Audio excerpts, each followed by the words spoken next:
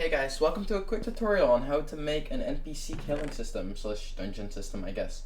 First of all, here's all the items you're going to need. An NPC, a hologram, some weapons. These aren't required, and you can also have more than this, but this is more for an example. Firstly, we're going to grab the NPC and the hologram, because we are going to want to display the mob's health, and of course the mob himself. For this example, I'm using the hologram. This isn't required. We'll also be killing Herobrine today, because it's Herobrine. Who doesn't want him dead? Yeah. Here's the first thing you're going to want to follow. First of all, you're going to want to use a stat here. Stats are a way to store data.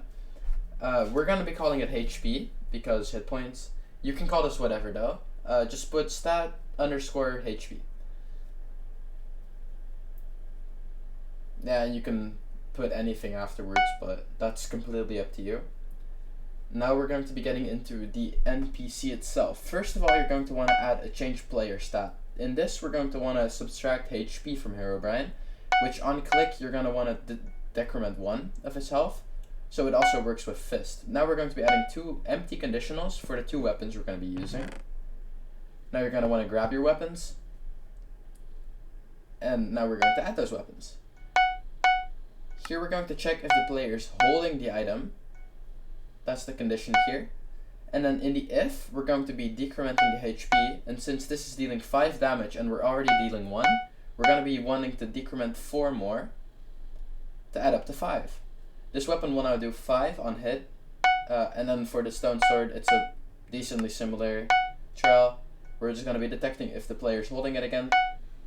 And then for the if action, since it's 10, we're going to want to subtract 9 more, because the 1 remaining is still going to be affecting this one. This should set up your damage system completely. Now we're going to want to be able to reset its health and reward the player. So we're going to be able to detect if the health reaches 0 or less than 0, because it sometimes does happen that it shoots underneath the 0. And if this happens, you're going to want to just set it back to 100 health, so you can basically keep on killing it, which is what gets your housing this many players. A give item, which we'll want to allow multiple because it's going to be the reward. And then some kind of sound to indicate that the mob has been killed. That's also optional, but just use it at your own liking. We're going to be giving the player a big gold bar for killing the mob. And then for regular hits, we're also going to be using Hurt Flesh, because it's just a regular hit sound in Minecraft. Another thing you'll notice is that the mob currently has 0 health. That's because the stat isn't set on join. So what you're going to want to do for new players is make it so that on join, the stat HP is set to 100. What this will do is that make it so that the mob isn't instantly killable on join. Here's a quick demonstration. I'm just going to be rejoining the housing. There we are. It's going to take a second because the holograms take a second to update. You see me panicking, but there we go. 100 hearts left.